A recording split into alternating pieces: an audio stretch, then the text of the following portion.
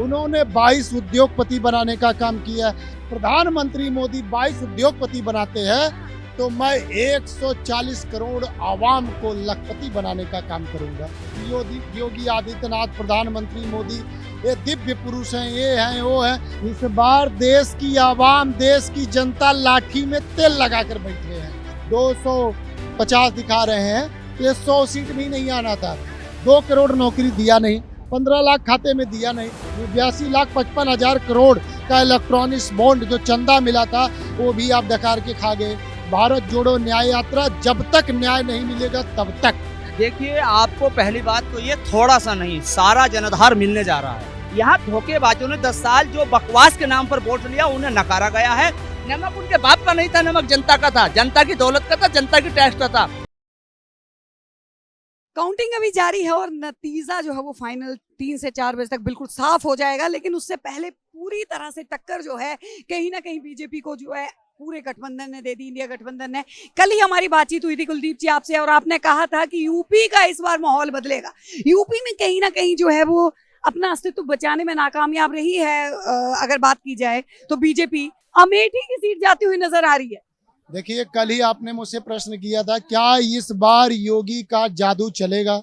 मैंने आपके ही चैनल पे इसका खुलासा किया था। उत्तर प्रदेश क्या, पूरे भारत में जनता जनार्दन, देश की आवाम जो है इंडिया अलायंस, इंडिया गठबंधन के साथ हो गई है।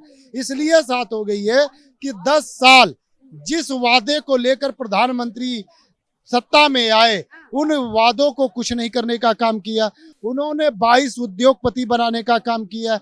उसकी तोड़ राहुल गांधी ने निकाल दिया कि उन्होंने बोला कि अगर प्रधानमंत्री मोदी 22 उद्योगपति बनाते हैं तो मैं 140 करोड़ आवाम को लखपति बनाने का काम करूंगा। आप उत्तर प्रदेश की कल मुझसे ही बात किए थे। प्रभु श्री राम के आदर्श पे अपने आप को कट्टर भगवाधारी हिंदू सनातनी पता नहीं क्या क्या योगी आदित्यनाथ के जो करिंदे हैं दिन रात भजन करते रहते हैं।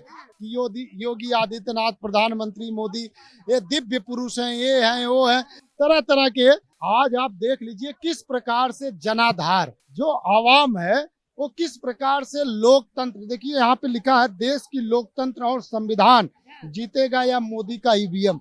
तो आज देश की आवाम लाठी ईवीएम कुछ खास कमाल नहीं दिखा पा रहा है इस बार, जो है वो बिल्कुल बराबर में।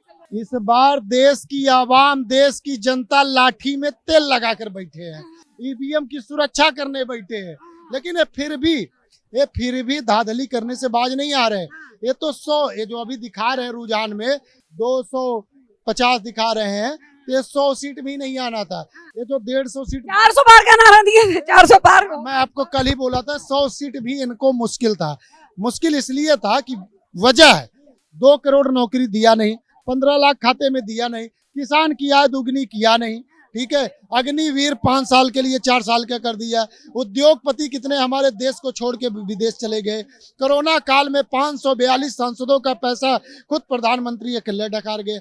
82,55,000 करोड़ का इलेक्ट्रॉनिक्स बॉन्ड जो चंदा मिला था वो भी आप डकार के खा गए, ठीक है। तो आप एक्सपोज हो चुके हैं। जनता आपको अब पसंद नहीं कर रही है। जनता विकास देख रही है, मणिपुर को नहीं भूल रही है जनता, किसानों की निर्मम हत्या को नहीं भूल रही है, देश की पहलवान बेटियों की न्याय मांगना चाहती है। और राहुल गांधी जी भारत जोड़ो न्याय यात्रा निकाले थे और वो कहे थे भारत जोड़ो न्याय यात्रा, जब तक न्याय नहीं मिलेगा तब तक, ठीक है। देश की जनता के न्याय मिलता हुआ कहीं ना कहीं जो अब नजर आ रहा है। चलिए और लोगों से बात कर ले हैं, क्या लग रहा है। गठबंधन थोड़ा सा कमाल कर गया इस बार, अखिलेश भी जो है काफी सीटें निकाल गए मजबूती से और गठबंधन की सरकार बनेगी। आप 4 बजे तक क्या लग रहा है कि जो अभी 240 270 का जो आंकड़ा है 300 भी क्रॉस कर पाएगी बीजेपी? और उनका स्तर और गिरेगा और इंडिया गठबंधन का स्तर और बढ़ेगा। क्या लग रहा है? देखिए, आपको पहली बात तो ये थोड़ा सा नहीं, सारा जनाधार मिलने जा रहा है। थोड़ा सा इसका मतलब थोड़ा सा तो होता है, 100 थी 150 हो गई। यहाँ 295 की बात हो रही है कि कांग्रेस शतक मार पाएगी। शतक नहीं भाई, तिहरा शतक। 13 शतक मार पार गई जनता। यहाँ से जनता का चुनाव हुआ है। यहाँ धोखेबाजों ने 10 साल जो बकवास के नाम पर वोट लिया उन्हें नकारा गया है। और राहुल गांधी जी ने जो अपने 5 वादे किए थे उन वादों पर जनता ने वोट दिया है और कहा था ये गारंटी है, इसमें कोई झूठ की बात नहीं। मैंने आज भी अपने पास रख रखा है। इन 5 को यकीन करते हुए जनता ने वोट दिया है। उन्होंने रामचंद्र भगवान के नाम पर झूठ बोला, उन्होंने मंदिर के नाम पर झूठ बोला, उन्होंने मस्जिद के नाम पर झूठ बोला, गीता के नाम पर झूठ बोला, उन्होंने गाय भैंस मंगलसूत्र पाकिस्तान गीता कुरान पता नहीं कौन कौन सी भाषा का उन्होंने इस्तेमाल किया। और जनता ने दिखा दिया कि जो गाय के बीफ के कत्ल खानों से चंदा ले सकते हैं, जो पाकिस्तान से चंदा ले सकते हैं, जिन्होंने हमारे कोरोना की सिरिंज लगवाई उस कंपनी से चंदा ले सकते हैं, तो वो हमें नहीं बकस सकते। जनता ने आहिस्ता से बड़ा धमाका करने का काम किया। जनता होशियार है। अगर जनता बता देती, खुलकर रोड पर आ जाती कि हम कांग्रेस को वोट दे रहे कांग्रेस को, तो ये तो या तो जनता पे लाठी वोटर बन के रहे। वोटर जैसे रामपुर की एक लोकसभा होती है बिजनौर में, उपचुनाव हुआ, इन्होंने वहां वोटरों को घर से बाहर नहीं निकलने दिया, लाठी चार्ज करने का काम किया। तो जनता ने सोचा अगर हम खुलकर रोड पर आ गए, खुलकर हमने प्रचार प्रसार किया कि हम भाजपा को वोट दे रहे हैं, तो ये जाहिर सी बात है जब तक ये प्रधानमंत्री है, जब तक शासन प्रशासन इनके हाथ में है, तो ये हमारे साथ अत्याचार करेंगे, हमारे जो मत अधिकार है, जो हथियार हमारे पास, उसे चलाने नहीं देंगे। तो इसलिए जनता चुप रही। और बाकी कुछ जनता ने होशियारी ऐसी करी, उनकी मीटिंग में जाना, उनकी पार्टी में जाना, उनके झंडे झंडे सब नमक खाने का। अरे नमक तो नहीं, नमक वो जनता का था। नमक उनके बाप का नहीं था, नमक जनता का था, जनता की दौलत का था, जनता की टैक्स का था।